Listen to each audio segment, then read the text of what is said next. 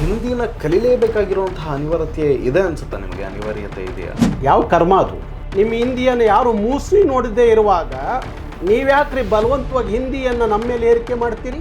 2025ರಲ್ಲಿ 1,40,000 ವಿದ್ಯಾರ್ಥಿಗಳು SLCಯಲ್ಲಿ ಹಿಂದಿ ಒಂದು ಭಾಷೆಯಿಂದ ಫೇಲ್ ಆದಂಥದ್ದು. ಹಿಂದಿ ಫೇಲ್ ಆದ್ರು ಅನ್ನೋ ಕಾರಣಕ್ಕೆ ಇಡೀ SLC ಫೇಲು. ಹಿಂದಿ ಗೊತ್ತಿರಲೇಬೇಕಲ್ವಾ, ಸ್ವಲ್ಪ ಮಟ್ಟಗಾದ್ರೂ ಭಾಷಾ ಜ್ಞಾನ ಬೇಕಲ್ವಾ ಅನ್ನೋ ರೀತಿಯಲ್ಲಿ BJP ನಾಯಕರು ಮಾತಾಡ್ತಿದ್ದಾರೆ. ಅವ್ರು ಹೇಳ್ತಾರೆ ಹಿಂದಿ ವಿರೋಧ ಮಾಡಿದ್ರೆ ದೇಶದ್ರೋಹಿಗಳು ಅಂತ.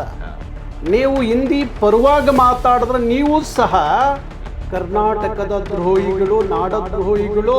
BJPಯವರ ಅತಿಯಾದ ಓಲೈಕೆಯಿಂದ, ಹಿಂದಿ ಪರವಾದ ಓಲೈಕೆಯಿಂದ ಇವತ್ತು ಬೆಂಗಳೂರಿನಲ್ಲಿ ಕನ್ನಡಿಗರಿಗೆ ಯಾವ ಥರದ ಪರಿಸ್ಥಿತಿ ಇದೆ ಅನ್ನೋದನ್ನು ಇವರು ಒಂದ್ಸತಿ ಅವಲೋಕನ ಮಾಡ್ಕೊಳ್ಬೇಕಲ್ವಾ ಸರ್? ರೈಲ್ವೆಯಲ್ಲಿ ಹಿಂದಿ ಪರೀಕ್ಷೆ ಕೊಟ್ಟು ನಮ್ಮ ಮಕ್ಕಳು ಉದ್ಯೋಗ ಕಿತ್ಕೊಂಡಾಗ ಒಬ್ಬ BJP ನಾಯಕ ಮಾತಾಡಲಿಲ್ಲ.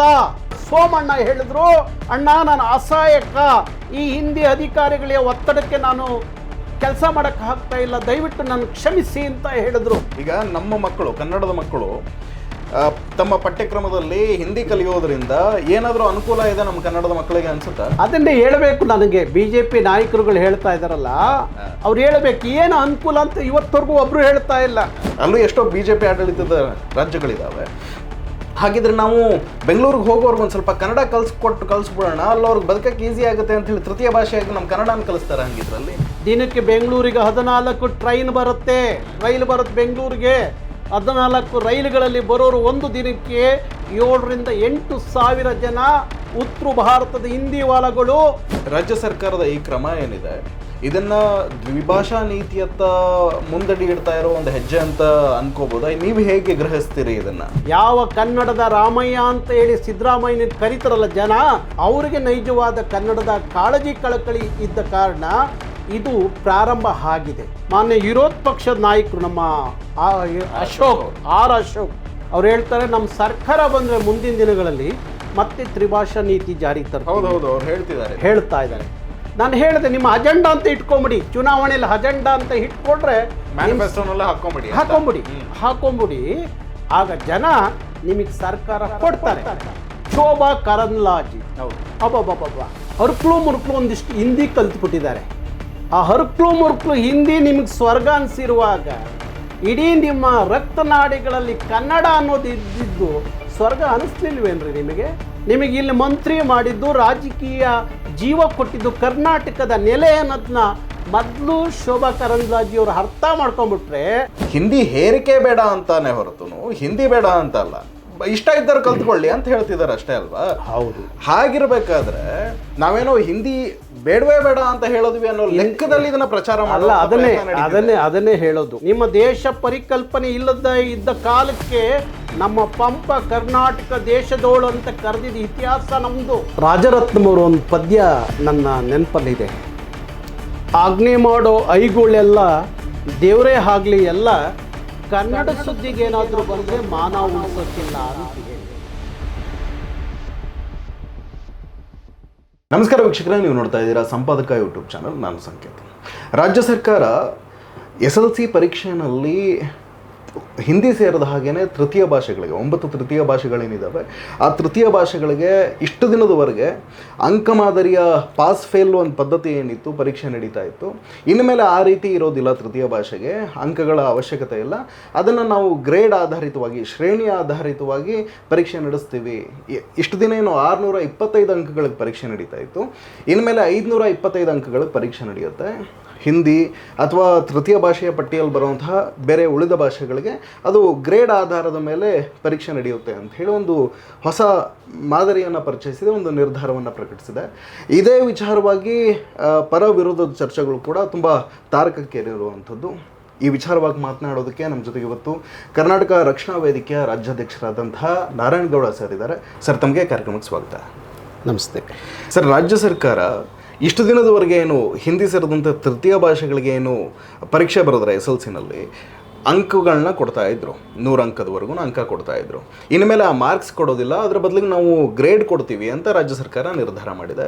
ಇದಕ್ಕೆ ಸಹಜವಾಗಿಯೇ ವಿರೋಧ ಪಕ್ಷವಾಗಿರುವಂತಹ BJP ಸೇರಿದಂತೆ ಹಲವರು ವಿರೋಧವನ್ನು ವ್ಯಕ್ತಪಡಿಸ್ತಾ ಇದ್ದಾರೆ. ಅಷ್ಟೇ ಜನ ಪರವಾಗೂ ಅಭಿಪ್ರಾಯಗಳನ್ನ ವ್ಯಕ್ತಪಡಿಸ್ತಾ ಇದ್ದಾರೆ. ಈಗ ಕನ್ನಡ ಪರ ಹೋರಾಟಗಾರರಾಗಿ ನಿಮ್ಮ ಅಭಿಪ್ರಾಯ ಏನು ಸರ್? ಬಹುಶಃ ಕರ್ನಾಟಕ ರಕ್ಷಣಾ ವೇದಿಕೆ ಸುಮಾರು 20 ವರ್ಷಗಳಿಂದ ನಿರಂತರವಾಗಿ ಶಿಕ್ಷಣ ಮತ್ತು ಭಾರತ ಸರ್ಕಾರದ ಉದ್ಯಮಗಳಲ್ಲಿ ಹಿಂದಿಯ ಬಲವಂತವಾದಂಥ ಹೇರಿಕೆ ದಬ್ಬಾಳಿಕೆಯನ್ನು ನಾವು ಭಾರಿ ದೊಡ್ಡ ಮಟ್ಟಕ್ಕೆ ವಿರೋಧ ಮಾಡಿಕೊಂಡೇ ಬಂದು ಅದನ್ನು ಖಂಡಿಸ್ತಲೇ ಬಂದು. ಯಾಕೆ ಅಂದರೆ ಇವತ್ತು ಹಿಂದಿ ಅನ್ನುವ ಒಂದು ಭಾಷೆ, ಅದರಲ್ಲೂ SLCಯಲ್ಲಿ ನಮ್ಮ ಮಕ್ಕಳು ಪ್ರತಿ ವರ್ಷ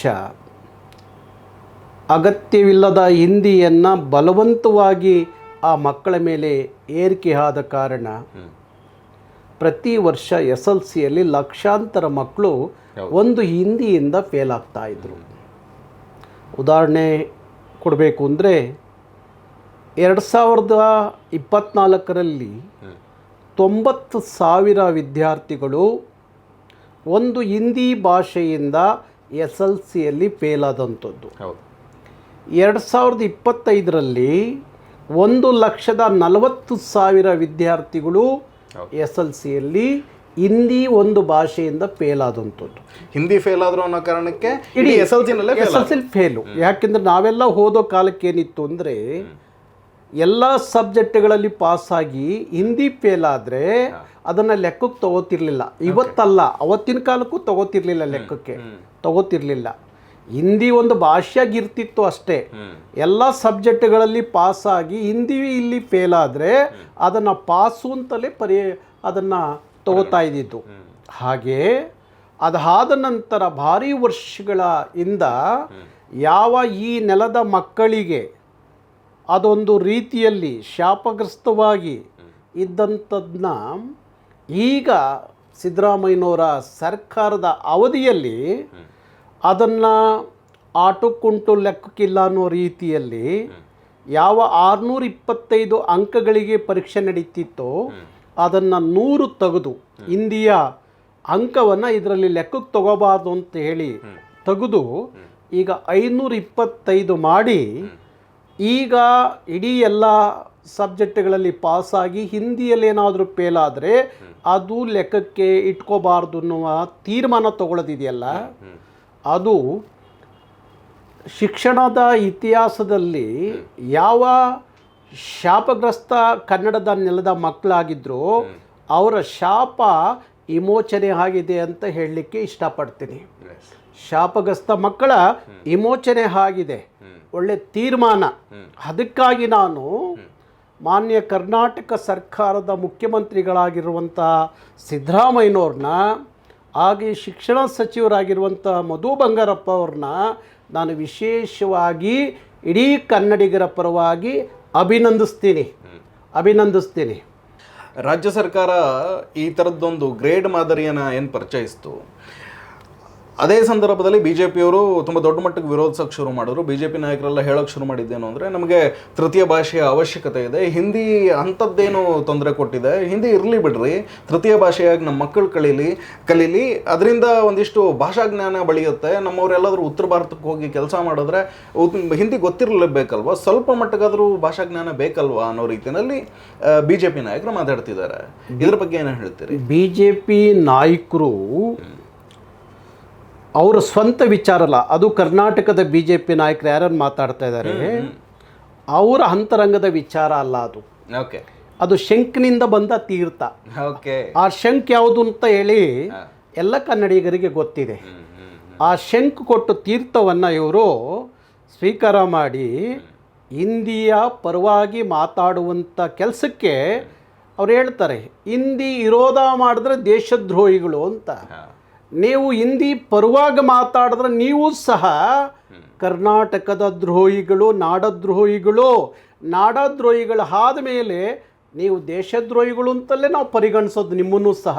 ಯಾಕೆಂದರೆ ಈ ದೇಶ ಒಂದು ಹಿಂದಿಯಿಂದ ಕಟ್ಟಿದ್ದಲ್ಲ, ಒಂದು ಹಿಂದಿ ಭಾಷೆಯಿಂದ ಭಾರತ ಅಲ್ಲ, ಭಾಷೆ ರಾಜ್ಯಗಳ ಒಕ್ಕೂಟವೇ ಭಾರತ. ಅನೇಕ ಭಾಷೆಗಳು, ಇಲ್ಲಿ ಅನೇಕ ಸಂಸ್ಕೃತಿಗಳು, ಆಚಾರ ವಿಚಾರಗಳು ಒಳಗೊಂಡಂಥ ಭಾರತವೇ ಹೊರತು ಕೇವಲ ಹಿಂದಿ ಭಾರತ ಅಲ್ಲ. ಅವರು ಹೇಳುತ್ತಾ ಇದ್ದಾರೆ, ತ್ರಿಭಾಷೆ ಸೂತ್ರದಿಂದ ಭಾರಿ ನಮಗೆ ಅನುಕೂಲ ಆಗ್ತಿತ್ತು, ನಮ್ಮ ಮಕ್ಕಳ ಜ್ಞಾನ ಹೆಚ್ಚಾಗ್ತಿತ್ತು ಅಂತ. ಯಾವ ಕಾರಣಕ್ಕೆ ಜ್ಞಾನ ಹೆಚ್ಚಾಗತ್ತೆ, ಯಾವ ಕಾರಣಕ್ಕೆ ಅನುಕೂಲಗಳು ಇದ್ದಾವೆ ಹೇಳಿ ನೋಡೋಣ. ಅವ್ರು ಅದನ್ನೇ ಹೇಳ್ತಾ ಇಲ್ಲ, ಅನುಕೂಲಗಳೇನು. ನಿಮ್ಗೆ ಸರ್ ಈಗ ನಮ್ಮ ಮಕ್ಕಳು, ಕನ್ನಡದ ಮಕ್ಕಳು ತಮ್ಮ ಪಠ್ಯಕ್ರಮದಲ್ಲಿ ಹಿಂದಿ ಕಲಿಯೋದ್ರಿಂದ ಏನಾದರೂ ಅನುಕೂಲ ಇದೆ ನಮ್ಮ ಕನ್ನಡದ ಮಕ್ಕಳಿಗೆ ಅನ್ಸುತ್ತಾ? ಅದನ್ನೇ ಹೇಳಬೇಕು. ನನಗೆ BJP ನಾಯಕರುಗಳು ಹೇಳ್ತಾ ಇದ್ದಾರಲ್ಲ, ಅವ್ರು ಹೇಳಬೇಕು ಏನು ಅನುಕೂಲ ಅಂತ. ಇವತ್ತವರೆಗೂ ಒಬ್ಬರು ಹೇಳ್ತಾ ಇಲ್ಲ. ಯಾಕೆಂದರೆ ಇಡೀ ಭಾರತವನ್ನು ತಗೊಂಡಾಗ ಇಡೀ ಭಾರತದ ರಾಜಧಾನಿಗಳೇನಿದ್ದಾವೆ, ಅಂದರೆ ರಾಜ್ಯಗಳ ರಾಜಧಾನಿಗಳೇನಿದ್ದಾವೆ, ಅಲ್ಲಿ ಇಡೀ ಭಾರತದ ರಾಜಧಾನಿಗಳಿಗೆ ವಲಸೆ ಹೋಗೋದು 60%. ಆದರೆ ಒಂದು ಬೆಂಗಳೂರಿಗೆ ವಲಸೆ ಬರೋದು 40%. ಅಂದಮೇಲೆ ಯಾವ ಕನ್ನಡಿಗರು ಬೇರೆ ರಾಜ್ಯಗಳಿಗೆ ಹಿಂದಿ ರಾಜ್ಯಗಳಿಗೆ ವಲಸೆ ಹೋಗಿದ್ದ ಉದಾಹರಣೆಗಳಿಲ್ಲ. ದಿನಕ್ಕೆ ಬೆಂಗಳೂರಿಗೆ 14 ರೈಲು ಬರುತ್ತೆ ಬೆಂಗಳೂರಿಗೆ. 14 ರೈಲುಗಳಲ್ಲಿ ಬರೋರು ಒಂದು ದಿನಕ್ಕೆ 7,000 to 8,000 ಜನ ಉತ್ತರ ಭಾರತದ ಹಿಂದಿ ವಾಲಗಳು ಬದುಕು ನೋಡಿಕೊಂಡು ಕರ್ನಾಟಕಕ್ಕೆ ಬರ್ತಾರೆ ಅನ್ನುವಾಗ, ಕರ್ನಾಟಕದ ಕನ್ನಡಿಗರು ಉತ್ತರ ಭಾರತದಲ್ಲಿ ಹೋಗಿ ಕೆಲಸ ಮಾಡೋಕ್ಕಾಗತ್ತಾ? ಅವ್ರಿಗೆ ಬದುಕಿಲ್ಲ, ಅಲ್ಲಿ ಅವರಿಗೆ ಆಶ್ರಯ ಇಲ್ಲ. ಅವರು ಆಶ್ರಯ ಬದುಕನ್ನು ಹುಡುಕೊಂಡು ಕರ್ನಾಟಕಕ್ಕೆ ದಿನಕ್ಕೆ 7,000 to 8,000 ಜನ ವಲಸೆ ಬರುವಾಗ, ಹಿಂದಿ ಭಾಷೆ ಕಲಿತ್ರೆ, ಹಿಂದಿ ಶಿಕ್ಷಣವನ್ನು ತಗೊಂಡ್ರೆ ಎಲ್ಲಿಂದ ನಮಗೆ ಅನುಕೂಲಗಳು? ಯಾವ ಜ್ಞಾನ ಉದ್ಧಾರಕ್ಕಾಗಿ ಅದನ್ನು ನಾವು ಬಳಸ್ಕೋಬೇಕು? ಕೇವಲ ಎಲ್ಲೋ ಉತ್ತರ ಭಾರತದ 4-5 ಇಲ್ಲ 5-6 ರಾಜ್ಯಗಳಲ್ಲಿ ಒಂದಷ್ಟು ಹಿಂದಿ ಮಾತಾಡ್ತಾರೆ ಅನ್ನೋದಕ್ಕೆ ನೀವು ಇಡೀ ಭಾರತವನ್ನು ಹಿಂದಿಮಯ ಮಾಡಲಿಕ್ಕೆ ಹೋದಂಥದ್ದು ದುರಂತವನ್ನು ನಾನು ನೋಡಿದಾಗ ನನಗೆ ಅನಿಸುತ್ತೆ, ಹಿಂದಿ ವಿರೋಧ ಮಾಡಿದವರಲ್ಲ ರಾಷ್ಟ್ರದ್ರೋಹಿಗಳು. ಹಿಂದಿ ಹೆಸರಿನಲ್ಲಿ ದೇಶ ಹೊಡಿಲಿಕ್ಕೆ ನಿಂತಿದ್ದೀರಲ್ಲ BJP ನಾಯಕರು, ನೀವು ದೇಶದ್ರೋಹಿಗಳು ಅನ್ನೋದನ್ನ ಮೊದಲು ಅರ್ಥ ಮಾಡ್ಕೊಳ್ಳಿ. ಭಾರತ ಬಹುಭಾಷೆಗಳ, ಬಹು ಸಂಸ್ಕೃತಿಗಳ, ಆಚಾರ ವಿಚಾರಗಳ ಭಾರತವೇ ಹೊರತು ಒಂದು ಹಿಂದಿಯ ಭಾರತ ಅಲ್ಲನನ್ನ ಫಸ್ಟ್ ನೀವು ತಿಳ್ಕೊಬೇಕಾಗತ್ತೆ. ಅಂಥ ಭಾರತವನ್ನು ನೀವು ಇವತ್ತು ಭಾಷೆಯನ್ನು, ಹಿಂದಿಯ ಒಂದು ಭಾಷೆಯನ್ನು ಮುಂದಿಟ್ಕೊಂಡು ಭಾರತವನ್ನು ತುಂಡು ಮಾಡಲಿಕ್ಕೆ ಹೊರಟಿರುವಾಗ ನಿಮ್ಮನ್ನು ಈ ದೇಶದ ಜನ ದೇಶದ್ರೋಹಿಗಳು ಅಂತ ಕರೀತಾರೋ ಹೊರತು ಹಿಂದಿ ವಿರೋಧ ಮಾಡೋರನ್ನ ಯಾವತ್ತೂ ದೇಶದ್ರೋಹಿಗಳು ಅಂತ ಕರೀಲಿಕ್ಕೆ ಸಾಧ್ಯನೇ ಇಲ್ಲ. ಯಾವ ಹಿಂದಿ ರಾಜ್ಯಗಳಿಗೆ ಹಿಂದಿಯ ಹಕ್ಕಿದೆಯೋ ಹಾಗೆ ಇಲ್ಲಿಯ ನಮಗೆ ಕನ್ನಡದ ಹಕ್ಕಿದೆ. ಆಂಧ್ರ ಪ್ರದೇಶದ ತೆಲುಗು, ಕೇರಳದ ಮಲಯಾಳಮ್ಮು, ತಮಿಳುನಾಡಿನ ತಮಿಳು ಇವೆಲ್ಲವೂ ಭಾರತದ ಅಸ್ತಿತ್ವವೇ ಅನ್ನೋದನ್ನ ಅರ್ಥ ಮಾಡಿಕೊಂಡ್ರೆ ನಮ್ಮ BJP ನಾಯಕರಿಗೆ ಬಹುಶಃ ಮಾತನ್ನು ಆಡ್ತಿರ್ಲಿಲ್ಲ ಅಂತ ಅನಿಸುತ್ತೆ. ಅವ್ರಿಗೆ ಅದರ ಅರ್ಥ ಗೊತ್ತಿಲ್ಲ. ಭಾರತ ಯಾವ ನೆಲೆಯಲ್ಲಿ, ಯಾವ ಇದರಲ್ಲಿ ನಿಂತಿದೆ ಅನ್ನೋದೇ ಅರ್ಥವಾಗದೇ ಇರುವಂಥ BJP ನಾಯಕರು ಒಂದು ಹಿಂದಿ ಮುಂದಿಟ್ಕೊಂಡು ದೇಶದ್ರೋಹಿಗಳು ಅಂತ ಪಟ್ಟ ಕಟ್ಟೋದಾದರೆ, ನಾನು ಹೇಳ್ತಾ ಇದ್ದೀನಿ, ಬಸವಣ್ಣವ್ರದ್ದು ಒಂದು ವಚನ ಇದೆ, ಇಲ್ಲಿ ಸಲ್ಲದವನು ಎಲ್ಲಿಯೂ ಸಲ್ಲದವನಯ್ಯ, ಇಲ್ಲಿ ಸಲ್ಲುವವನು ಎಲ್ಲೆಲ್ಲಿಯೂ ಸಲ್ಲುವನಯ್ಯ ಕೂಡಲ ಸಂಗಮ ದೇವ ಅಂತೇಳಿ. ತನ್ನ ತಾಯ್ನಾಡನ್ನು ರಕ್ಷಣೆ ಮಾಡಲಿಕ್ಕೆ ಆಗದೆ ಇರೋನು, ತನ್ನ ತಾಯ್ನಾಡಿನ ನುಡಿಯನ್ನು ರಕ್ಷಣೆ ಮಾಡಲಿಕ್ಕೆ ಆಗದೆ ಇರೋನು, ತನ್ನ ತಾಯ್ನಾಡ ಮಕ್ಕಳ ರಕ್ಷಣೆಗೆ ನಿಲ್ಲದೆ ಇರೋನು, ಇವನು ಯಾವ ಭಾರತ ಕಟ್ತಾನೆ? ಯಾವ ದೇಶಭಕ್ತ ಆಗ್ತಾನೆ? ಯಾವ ದೇಶಪ್ರೇಮಿ ಆಗ್ತಾನೆ? ತನ್ನ ತಾಯಿ ಹೊಡಲನ್ನೇ ಅರ್ಥ ಮಾಡ್ಕೊಳ್ಳದೆ ಇರೋನು ದೇಶವನ್ನು ಹೆಂಗೆ ಕಟ್ಟಲಿಕ್ಕಾಗುತ್ತೆ? ಯಾರು ನಿಮ್ಮನ್ನು ದೇಶಭಕ್ತರು ಅಂತ, ಇವರೆಲ್ಲ ಸ್ವಯಂ ಘೋಷಣೆ ಮಾಡ್ಕೊಂಡಂಥ ದೇಶಭಕ್ತರು, ಇವರೇ ದೇಶಭಕ್ತರು ಅಂತ ಘೋಷಣೆ ಮಾಡ್ಕೊಂಬಿಟ್ಟಿದ್ದಾರೆ. ಸ್ವಯಂ ಘೋಷಿತ ದೇಶಭಕ್ತರು ಇವರೆಲ್ಲ. ಹಾಗಾಗಿ ನೀವು ಮೊದಲು ಈ ದೇಶದ ಇತಿಹಾಸವನ್ನು ತಿಳ್ಕೊಳ್ಳೋದು ಕಲೀರಿ. ಯಾವುದೋ ಶಂಕ್ನಿಂದ ಬಂತು ಅನ್ನೋದಕ್ಕೆ ಅದೇ ಪ್ರಸಾದ ಅಂತ ಹೇಳಿ ಸ್ವೀಕರಿಸೋದು ಮೊದಲು ಕರ್ನಾಟಕದ BJP ನಾಯಕರು ನಿಲ್ಲಿಸ್ಬಿಟ್ರೆ ಭಾರಿ ಒಳ್ಳೆಯದು ಅಂತ ಅನಿಸುತ್ತೆ. ನೀವು ಹೇಳೋದ್ರಿ ಸರ್, ಅಂದರೆ ದಿನಕ್ಕೆ 7-8 ಸಾವಿರ ಜನ ಟ್ರೈನ್ ಹತ್ಕೊಂಡು ಇಲ್ಲಿ ಬದುಕನ್ನು ಹುಡ್ಕೊಂಡು ಉತ್ತರ ಭಾರತದಿಂದ ಕೆಲಸಕ್ಕೆ ಬರ್ತಾರೆ ಅಂತ ಹೇಳಿ. ಸರಿ, ಇವಾಗ ಇವರು ಹೇಳೋದನ್ನು ನಾವು ಒಂದು ಚರ್ಚೆಗಾಗಿ ತಗೊಳ್ಳೋಣ ಅಂದ್ಕೊಳ್ಳೋಣ. ಏನಂತ ಹೇಳಿ, ಇಲ್ಲಿ ತೃತೀಯ ಭಾಷೆಯಾಗಿ ಹಿಂದಿಯನ್ನು ನಾವು ಕಲಿಸಬೇಕು ಅನ್ನೋದನ್ನ ಇವ್ರು ಏನು ಹೇಳ್ತಿದ್ದಾರೆ. ಹಾಗಿದ್ರೆ ಉತ್ತರ ಭಾರತದ ದೆಹಲಿ ಸೇರಿದಂತೆ ಉತ್ತರ ಭಾರತದ ಪಕ್ಕದ ಮಹಾರಾಷ್ಟ್ರ ತಗೊಂಡ್ರು ಸರಿ, ಎಲ್ಲ ಹಿಂದಿ ಹಾರ್ಟ್ಲ್ಯಾಂಡ್ ಅಂತ ಏನಿದೆ ಆ ಎಲ್ಲ ರಾಜ್ಯಗಳಲ್ಲೂ ದ್ವಿಭಾಷಾ ನೀತಿ ಜಾರಿನಲ್ಲಿದೆ, ಅದನ್ನೇ ಅನುಸರಿಸ್ತಾ ಬರ್ತಿದ್ದಾರೆ. ಹೀಗಿರುವಾಗ ಸರಿ, ಹಾಗಿದ್ರೆ ಅವರು ಎಷ್ಟೋ ಜನ ಇಲ್ಲಿಗೆ ವಲಸೆ ಬರ್ತಾರಲ್ಲ, ದಿನವೊಂದಕ್ಕೆ ಸಾವಿರಾರು ಜನ. ಹಾಗಿದ್ರೆ ನಮ್ಮವ್ರು ಬೆಂಗಳೂರಿಗೆ ದುಡಿಯೋಕೆ ಹೋಗ್ತಿದ್ದಾರಪ್ಪ, ಕರ್ನಾಟಕಕ್ಕೆ ದುಡಿಯೋಕೆ ಹೋಗ್ತಿದ್ದಾರೆ, ಅಲ್ಲೂ ಎಷ್ಟೋ BJP ಆಡಳಿತದ ರಾಜ್ಯಗಳಿದ್ದಾವೆ.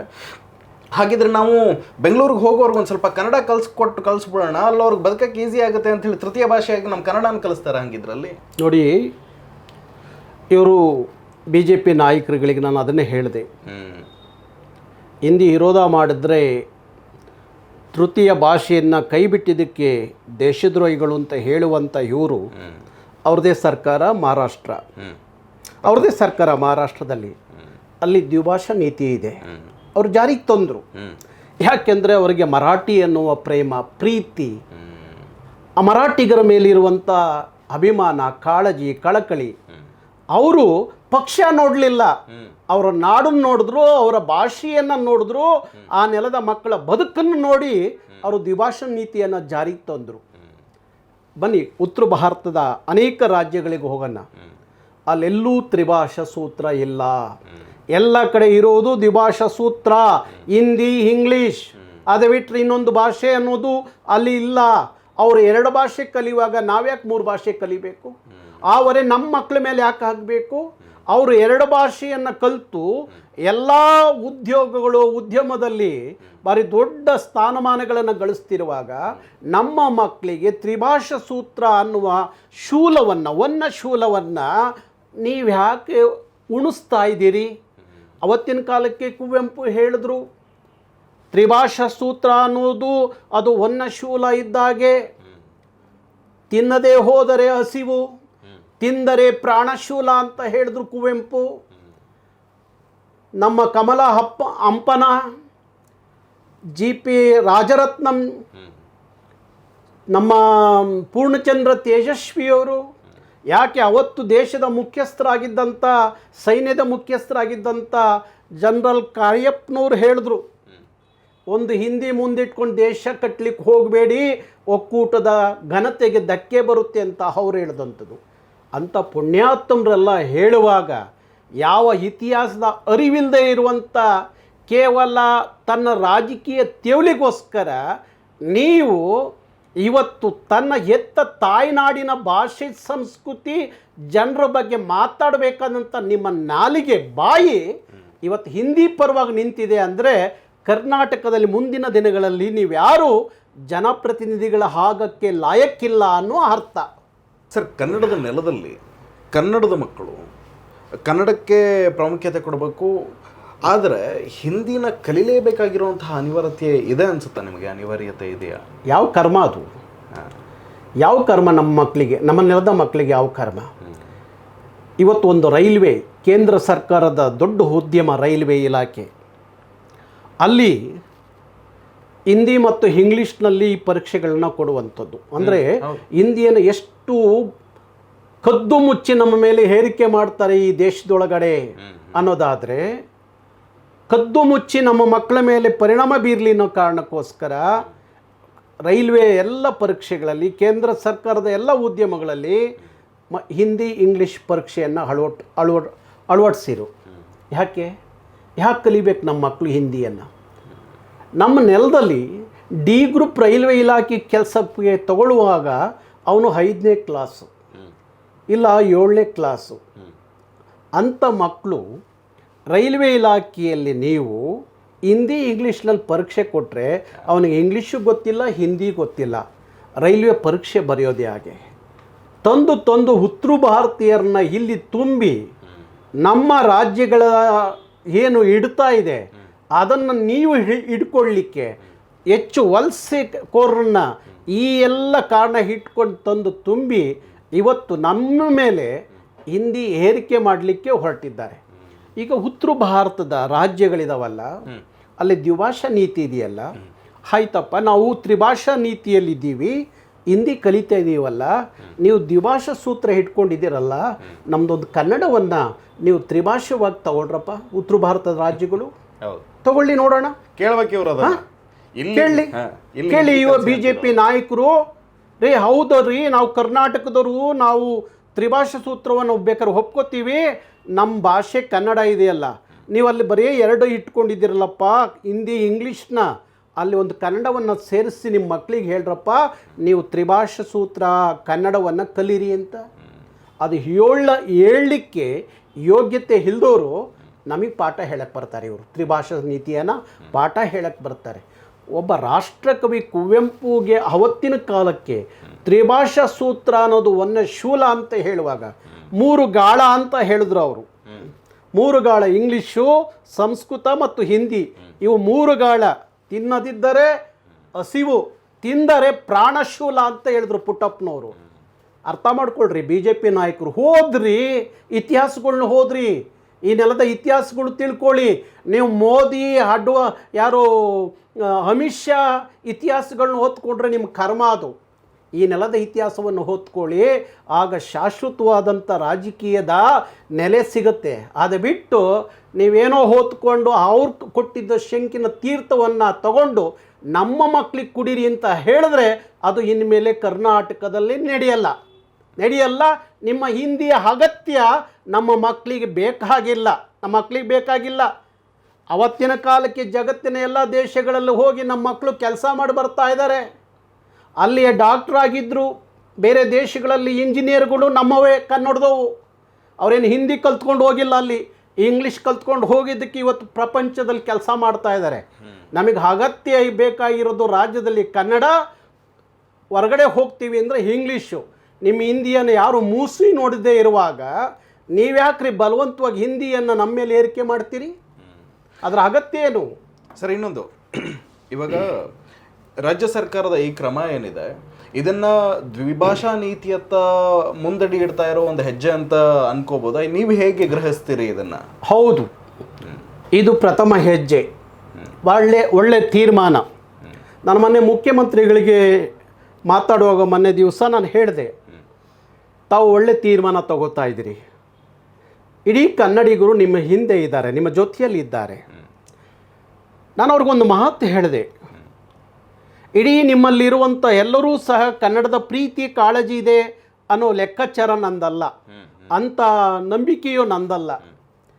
ಯಾರೋ ಸಿದ್ದರಾಮಯ್ಯನವ್ರಿಗೆ ನಿಜವಾದಂಥ ಬದ್ಧತೆ ಕಾಳಜಿ ಕನ್ನಡದ ಮೇಲೆ ಇರೋದ್ರಿಂದ, ಕನ್ನಡ ನಾಡಿನ ಮೇಲೆ ಇರೋದ್ರಿಂದ, ಅವರಿಗೆ ಆ ಒಂದು ಕಾಳಜಿ ಬದ್ಧತೆ ನೈಜವಾಗಿರೋದ್ರಿಂದ ಸಿದ್ದರಾಮಯ್ಯನವರು ಇಂಥದ್ದೆಲ್ಲ ತೀರ್ಮಾನಕ್ಕೆ ಬರೋಕ್ಕೆ ಸಾಧ್ಯ ಆಗ್ತಾ ಇದೆ ಹೊರತು ಅದು ಕಾಂಗ್ರೆಸ್ ಪಕ್ಷದಿಂದ ಅಲ್ಲ.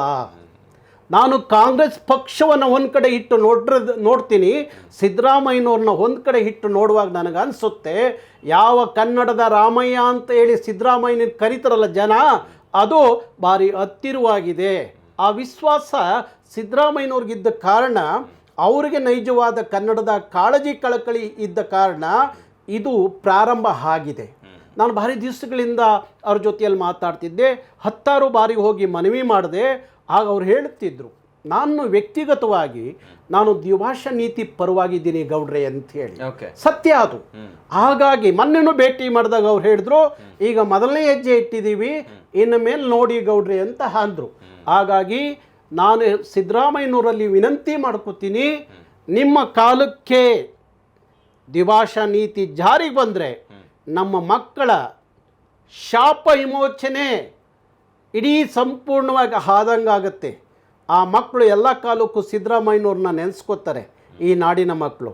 ಅದಕ್ಕೋಸ್ಕರ ಪಕ್ಕದ ಮಹಾರಾಷ್ಟ್ರ, ಪಕ್ಕದ ಅವತ್ತಿನ ಕಾಲಕ್ಕೆ ತಮಿಳುನಾಡು ದ್ವಿಭಾಷಾ ನೀತಿಯನ್ನು ಇಟ್ಕೊಂಡಿದೆ. ಇವತ್ತು ಅಲ್ಲಿ ಹಿಂದಿ ಇಣಿಕ್ ನೋಡ್ಲಿಕ್ಕೆ ಸಾಧ್ಯ ಇಲ್ಲ. ನಮ್ಮ BJP ನಾಯಕರು, ಅಲ್ಲಿ ಚುನಾವಣೆ ನಡೀತಾ ಇದೆಯಲ್ರಪ್ಪ, ಹೋಗಲ್ಲಿ ಮಾತಾಡ್ರಿ, ನೀವು ಮಾತಾಡಿ ಗೊತ್ತಾಗುತ್ತೆ. ಆಚೆಗೆ ಬನ್ನಿರಿ, ತಮಿಳ್ನಾಡಿಂದ ಆಚೆಗೆ ಬನ್ನಿರಿ, ಗೊತ್ತಾಗುತ್ತೆ. ನೀವು ಏನೂ ಬೇಡ, ಅಲ್ಲಿಂದ ಹೊರಗಡೆ ಬನ್ನಿ, ಮಾತಾಡಿ ಸಾಕು, ನೋಡೋಣ, ಗೊತ್ತಾಯ್ತಾ? ಹಾಗೆ ನಾನು ಇಲ್ಲಿಯ BJP ನಾಯಕರಿಗೆ ಹೇಳ್ತಾ ಇದ್ದೀನಿ, ಮಾನ್ಯ ವಿರೋಧ ಪಕ್ಷದ ನಾಯಕರು ನಮ್ಮ ಅಶೋಕ್ ಅಶೋಕ್ ಅವರು ಹೇಳ್ತಾ ಇದ್ರು, ನಾನು ಗೋಕಾ ಚಳವಳಿಯ ಹೋರಾಟದಿಂದ ರಾಜಕಾರಣಕ್ಕೆ ಬಂದೋನು ಅಂತೇಳಿ. ಯಾವ ಸೀಮೆ ಗೋಕಾ ಚಳವಳಿಯಲ್ಲಿ ಇವ್ರು ಕೆಲಸ ಮಾಡಿದ್ರು ಗೊತ್ತಿಲ್ಲ ಅಶೋಕ್, ಗೊತ್ತಾಯ್ತಾ? ಅವ್ರು ಹೇಳ್ತಾರೆ, ನಮ್ಮ ಸರ್ಕಾರ ಬಂದರೆ ಮುಂದಿನ ದಿನಗಳಲ್ಲಿ ಮತ್ತೆ ತ್ರಿಭಾಷಾ ನೀತಿ ಜಾರಿ ತರ್ತಾರೆ ಹೇಳ್ತಾ ಇದ್ದಾರೆ. ನಾನು ಹೇಳಿದೆ, ನಿಮ್ಮ ಅಜೆಂಡಾ ಅಂತ ಇಟ್ಕೊಂಬಿಡಿ, ಚುನಾವಣೆಯಲ್ಲಿ ಅಜೆಂಡಾ ಅಂತ ಇಟ್ಕೊಂಡ್ರೆ ಹಾಕೊಂಬಿಡಿ, ಆಗ ಜನ ನಿಮಗೆ ಸರ್ಕಾರ ಕೊಡ್ತಾರೆ.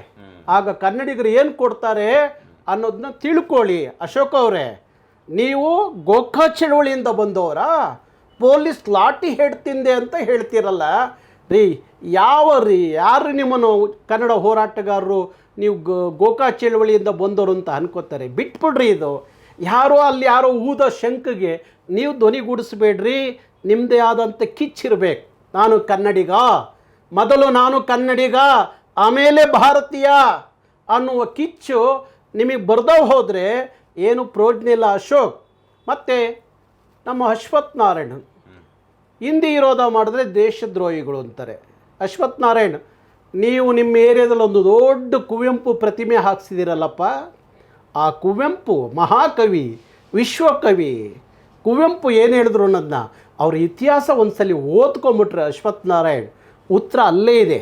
ನಮ್ಮನ್ನು ದೇಶದ್ರೋಹಿಗಳು ಅನ್ನೋದಕ್ಕೆ ನೀವು ಏನು ಮಾಡಲಿಕ್ಕೆ ಹೊರಟಿದ್ದೀರಿ ಅನ್ನೋ ಉತ್ತರ ಅಲ್ಲಿ ಸಿಗುತ್ತಾ, ಕುವೆಂಪು ಪೀಠದಲ್ಲಿ ಸಿಗುತ್ತೆ, ಓದ್ಕೊಳ್ಳಿ ನೀವು. ಅದು ಬಿಟ್ಟು BJP ನಾಯಕರು ಶೋಭಾ ಕರಂದ್ಲಾಜೆ, ಅಬ್ಬಬ್ಬಬ್ಬ, ಅವರಿಗೆ ಮುಂದೋಗಿ ಶಿಕ್ಷಣ ಸಚಿವರಿಗೂ ಶೋಭಾ ಕರಂದ್ಲಾಜೆ ಹರ್ಕ್ಲು ಮುರ್ಕ್ಲು ಒಂದಿಷ್ಟು ಹಿಂದಿ ಕಲ್ತ್ಬಿಟ್ಟಿದ್ದಾರೆ.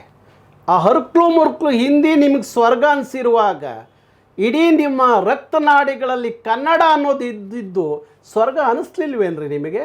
ಹಿಂದಿ ಪರವಾಗಿ ಮಾತಾಡ್ತೀರಲ್ಲ ನೀವು. ನಿಮಗೆ ಇಲ್ಲಿ ಮಂತ್ರಿ ಮಾಡಿದ್ದು, ರಾಜಕೀಯ ಜೀವ ಕೊಟ್ಟಿದ್ದು ಕರ್ನಾಟಕದ ನೆಲೆ ಅನ್ನೋದನ್ನ ಮೊದಲು ಶೋಭಾ ಕರಂದ್ಲಾಜೆಯವರು ಅರ್ಥ ಮಾಡ್ಕೊಂಬಿಟ್ರೆ ಆಮೇಲೆ ನೀವು ಹಿಂದಿ ಕಲೀರಿ. ನಿಮಗೆ ಹುಚ್ಚಿದೆ, ಕಲಿಬೇಕನ್ನೋ ಹುಚ್ಚಿದ್ದಾಗ ನಾವೇನು ಮಾಡೋಕ್ಕಾಗತ್ತೆ? ಕಲ್ತ್ಕೊಳ್ಳಿ, ಬೇಡ ಅನ್ನೋಲ್ಲ, ಹೇಳೋದಿಲ್ಲ. ಆದರೆ ನಮ್ಮ ಮಕ್ಕಳಿಗೆ ನಿಮ್ಮ ಹಿಂದಿಯ ಏರಿಕೆ ಮತ್ತು ನಿಮ್ಮ ಹಿಂದಿಯ ಅಗತ್ಯ ಇಲ್ಲ ಅನ್ನೋದನ್ನ ಮೊದಲು ಅರ್ಥ ಮಾಡಿಕೊಂಡ್ರೆ ಭಾರಿ ಒಳ್ಳೆಯದು ಅಂತ ಅನಿಸುತ್ತೆ. ಸರ್, ಇನ್ನೊಂದು, ಇವರೆಲ್ಲ ಇದನ್ನು ತೃತೀಯ ಭಾಷೆಯ ವಿಚಾರದಲ್ಲಿ ಬರೀ ಒಂದು ಅಂಕ ತೆಗೆದು ಅದನ್ನು ಗ್ರೇಡ್ ಮಾಡಿದ್ದಕ್ಕೆ ಇಷ್ಟೆಲ್ಲ ಬೊಬ್ಬೆ ಹಾಕ್ತಿದ್ದಾರೆ. ಇಲ್ಲಿ ಇನ್ನೊಂದು ವಿಚಾರ ಏನು ಅಂದರೆ, ಎಲ್ಲರೂ ಹೇಳ್ತಿರೋದೇನು, ಅಥವಾ ರಾಜ್ಯ ಸರ್ಕಾರ ಮತ್ತು ಎಲ್ಲರೂ ಕನ್ನಡ ಪರವಾಗಿರೋರು ಕನ್ನಡಿಗರು ಹೇಳ್ತಿರೋದೇನು ಅಂದರೆ, ಹಿಂದಿ ಹೇರಿಕೆ ಬೇಡ ಅಂತಾನೆ ಹೊರತು ಹಿಂದಿ ಬೇಡ ಅಂತ ಅಲ್ಲ, ಇಷ್ಟ ಇದ್ದರೆ ಕಲ್ತ್ಕೊಳ್ಳಿ ಅಂತ ಹೇಳ್ತಿದ್ದಾರೆ ಅಷ್ಟೇ ಅಲ್ವಾ? ಹೌದು. ಹಾಗಿರ್ಬೇಕಾದ್ರೆ ನಾವೇನೋ ಹಿಂದಿ ಬೇಡವೇ ಬೇಡ ಅಂತ ಹೇಳಿದ್ವಿ ಅನ್ನೋ ಲೆಕ್ಕದಲ್ಲಿ ಇದನ್ನ ಪ್ರಚಾರ ಮಾಡಲ್ಲ. ಅದನ್ನೇ ಹೇಳೋದು. ಅವರು ಈ ಏನಾಗ್ಬಿಟ್ಟಿದೆ, ಈ BJPಯವರು 100 ಸೇಳಿ ಒಂದು 100 ಸುಳ್ಳು ಹೇಳಿ ಒಂದು ನಿಜ ಮಾಡ್ತಾರೆ ಅನ್ನೋದು ಇದೆ.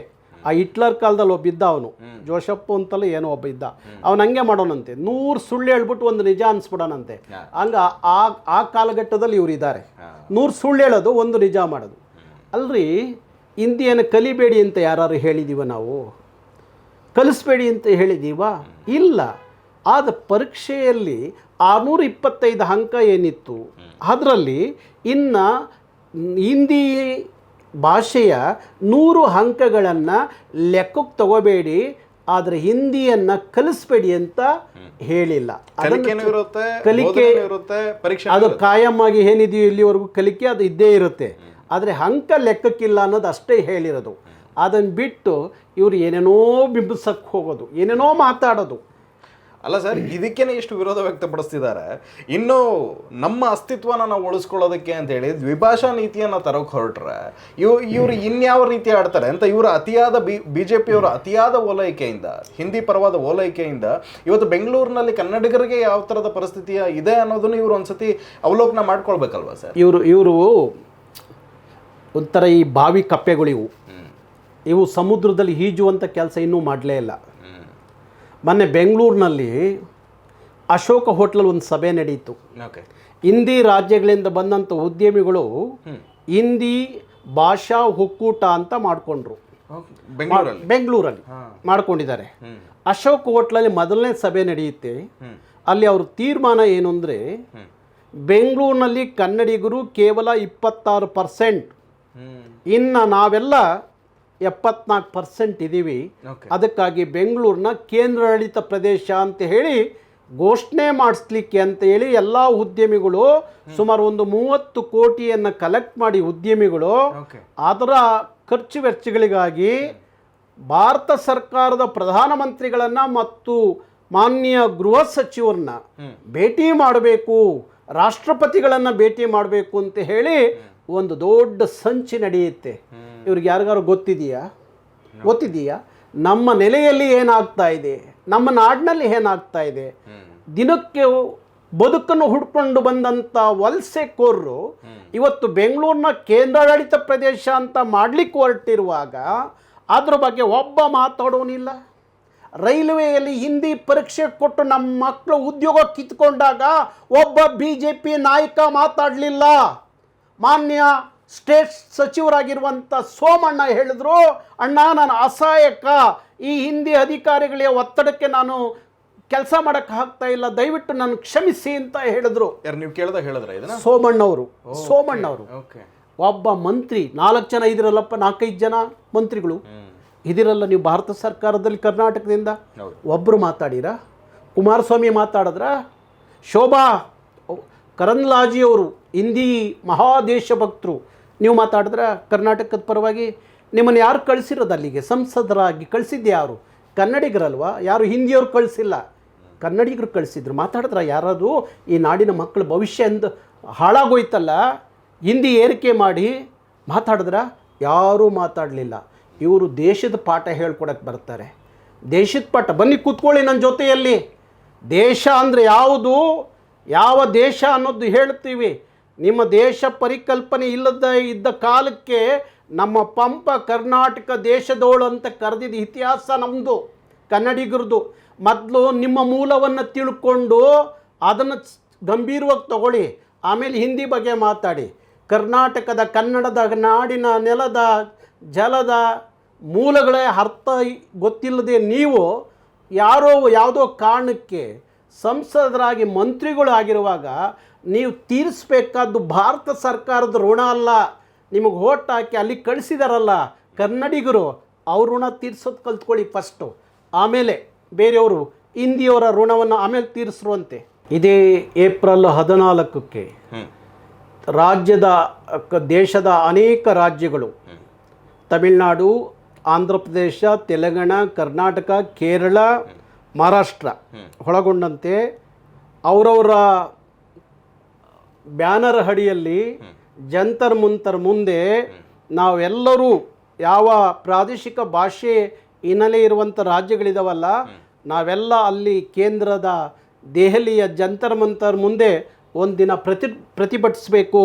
ಹಿಂದಿಯ ದಬ್ಬಾಳಿಕೆ ಹೇರಿಕೆಯನ್ನು ವಾಪಸ್ ತಗೊಳ್ಳದೆ ಹೋದರೆ ಒಕ್ಕೂಟದ ಭಾರತಕ್ಕೆ ಧಕ್ಕೆ ಬರುತ್ತೆ ಅನ್ನೋ ಘೋಷಣೆಯನ್ನು ಅಲ್ಲಿ ಕೂಗಬೇಕು ಅನ್ನೋ ತೀರ್ಮಾನ ಮಾಡಿದ್ದೀವಿ. ಅದು ಕರ್ನಾಟಕ ರಕ್ಷಣಾ ವೇದಿಕೆ ಅದರ ಸಾರಥ್ಯವನ್ನು ವಹಿಸ್ತಾ ಇದೆ. ಇಷ್ಟಕ್ಕೆ ನಾವು ಸುಮ್ಮನಾಗೋರು ಅಲ್ಲ. ಹಿಂದಿಯ ಈ ಥರದ ದಬ್ಬಾಳಿಕೆ ಬಲವಂತವಾದ ಹೇರಿಕೆ ಮಾಡ್ತಾ ಹೋದರೆ ಭಾರಿ ದೊಡ್ಡ ಚಳುವಳಿಗೆ ಕರ್ನಾಟಕ ರಕ್ಷಣಾ ವೇದಿಕೆ ಮುಂದಾಗಿದೆ. ಅದು ಬೇರೆ ಸ್ವರೂಪ ಪಡ್ಕೊಳ್ಳೋದಕ್ಕಿಂತ ಮುಂಚೆ ಭಾರತ ಸರ್ಕಾರ ಇಂಥ ಹಿಂದಿಯ ಬಲವಂತ ಹೇರಿಕೆಯನ್ನು ವಾಪಸ್ ತಗೊಳ್ಳದೆ ಹೋದರೆ, ಕೈ ಬಿಡದೆ ಹೋದರೆ ಒಕ್ಕೂಟದ ಭಾರತದಲ್ಲಿ ದಕ್ಷಿಣ ಭಾರತದ ಧ್ವನಿ ಇನ್ಮೇಲೆ ಹೇಗಿರುತ್ತೆ ಅನ್ನೋದನ್ನ ನಾವು ತೋರಿಸ್ಕೊಡ್ತೀವಿ. ರಾಜರತ್ನಮವರು ಒಂದು ಪದ್ಯ ನನ್ನ ನೆನಪಲ್ಲಿದೆ. ಆಜ್ಞೆ ಮಾಡೋ ಐಗುಳೆಲ್ಲ ದೇವರೇ ಆಗಲಿ ಎಲ್ಲ, ಕನ್ನಡ ಸುದ್ದಿಗೆ ಏನಾದರೂ ಬಂದರೆ ಮಾನ ಉಳಿಸೋಕ್ಕಿಲ್ಲ ಅಂತ ಹೇಳಿ ಇದನ್ನು ಚೆನ್ನಾಗಿ ನಮ್ಮ ಹಿಂದಿ ಪರವಾಗಿ ಮಾತಾಡ್ತಿರುವಂಥ ನಾಯಕರುಗಳು ಅರ್ಥ ಮಾಡ್ಕೊಳ್ಳಿ ಅಂತ ವಿನಂತಿ ಮಾಡ್ಕೋತೀನಿ. Yes sir, thank you sir, thank you so much. ನೀವು ಇಷ್ಟೊತ್ತು ನಮ್ಮ ಜೊತೆಗೆ ಕೂತ್ಕೊಂಡು ಟೈಮ್ ಕೊಟ್ಟು ಮಾತನಾಡಿ ಈ ಹಿಂದಿ ಹೇರಿಕೆ ವಿಚಾರವಾಗಿ ತಮ್ಮ ನಿಲುವುಗಳನ್ನ ತಿಳಿಸ್ಕೊಟ್ಟಿದ್ದಕ್ಕೆ ತುಂಬ ಹೃದಯದ ಧನ್ಯವಾದಗಳು ಸರ್. ನಮಸ್ತೆ.